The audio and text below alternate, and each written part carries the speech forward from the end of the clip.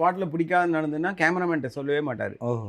Assistant தான் சொல்லுவார். நான் டே நைட்டு ஃபுல்லாக முடிச்சிருக்கேன், காலையில் வந்து க்ளோஸ் போயிருக்கீங்க சரவணா அப்படின்னு என்ன தான் திட்டுவார். ஓகே. நான் கேமராமேனாக அவர்கிட்ட போய் ஒர்க் பண்ணுறேன். என்னோட அசோசியேட் வந்து வெற்றி. இப்போ வெற்றி தெரியும்.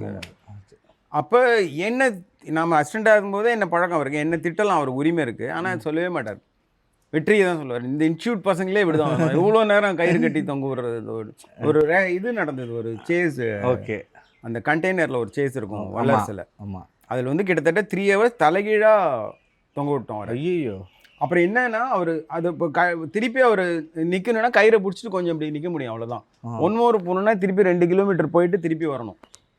அப்போ இந்த செங்கல்பட்டு ரோடு போட்டிருந்தாங்க. ஓகே.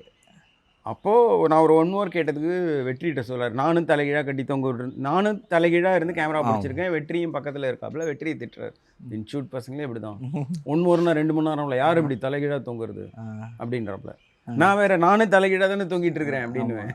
ஸோ என்னை ரொம்ப பிடிக்கும் அவருக்கு. அன்றைக்கும் என்னை ரொம்ப பிடிக்கும்.